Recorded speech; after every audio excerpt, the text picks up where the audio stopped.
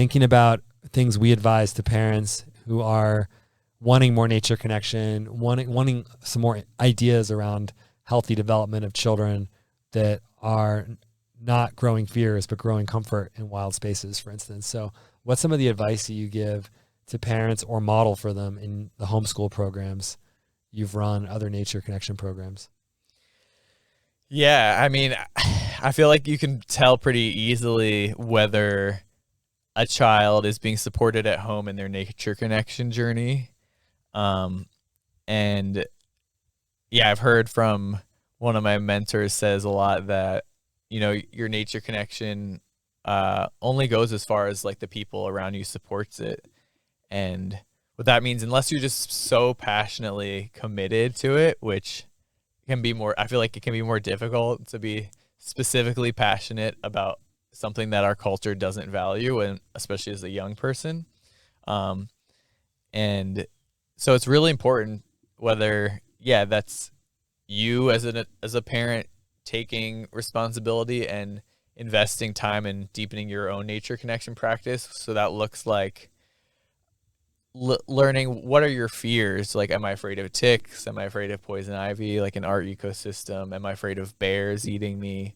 Am I afraid of being struck by lightning? Am I afraid of getting lost? Am I afraid of whatever, being uncomfortable, being sweaty, being hot, heat exhaustion? Just figuring out what those are, and just really there's people out there that know how to deal with these things. So you can either stay in that fear, or you can work towards knowing what are those strategies. And it'll probably take some work. You're probably not gonna learn it all just in like one Wikipedia article, like in 15 minutes. Maybe you will if you find the right one.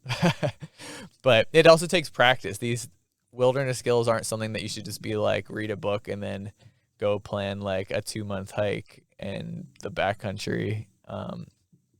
It's something that takes integration and trial and error, and is best experienced with someone that has more experience than you.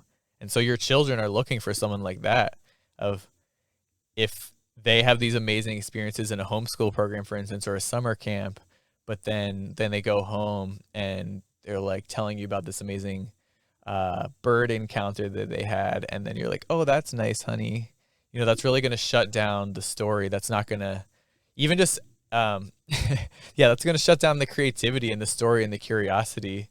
But one thing that we like to teach, which is so great and so simple, is just, you really, even if you are super busy and you just don't have the time, or maybe whatever reason you don't have the interest as much to just like invest this time and money in learning these skills, just being curious yourself and starting with your kid from baseline, and just asking really good questions that you're authentically curious about. Like, oh, what color of feet did that bird have? What color was its beak? Like, how big was it when its wings were spread out? How big was it? Like this big, or was it this big? And just getting really curious with them of like, which direction was it flying? Like, why do you think it was over there? Do you think it lives nearby? Where do you think it sleeps at night? There's just like a million questions you could be asking. And all those questions are getting those gears turning in those kids' head. And if they're authentically interested, then they might be spending more of their own personal time to figure out the answer. And yeah, I also feel like once you get past the fear part, nature connection really is as simple as just going outside and playing. Like, it's that simple. And having unstructured, like unsupervised time, allowing your child to ideally a place that you feel safe, letting them explore. Maybe when they're younger, you're in eye shot and earshot, so you can still keep tabs on them, but they have the illusion that they're kind of in their own world doing their own thing. And that, let them get muddy, let them let them learn what bugs are dangerous, and then let them pick up the bugs that aren't dangerous. And just that immersion, that intimacy of like, maybe you're going to squash a few bugs. And my personal philosophy on that is, I'd rather have my child hurt a few animals than I can teach them about being respectful about that, than not having the exposure at all, where they're actually never going to learn and never going to have a connection with these beings. Which I would hope that one day they will learn to respect and protect. Those are great tips. Yeah. Thanks for sharing those. I think For sure.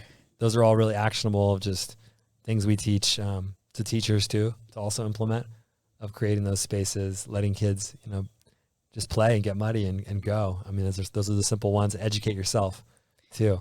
Yeah. So you're not overreacting or underreacting to or designing the experience too. You want picking the area consciously, setting intentions for that journey. There's a lot of tips. When you're doing a trip with more kids, I think it's a little different than building a normal routine with your children in your backyard or in a park nearby.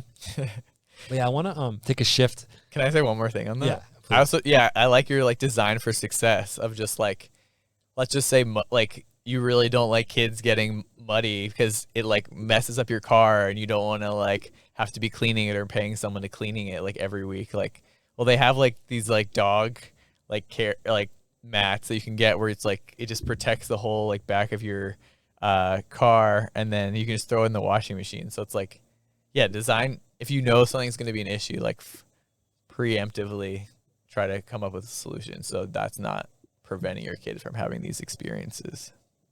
Nice.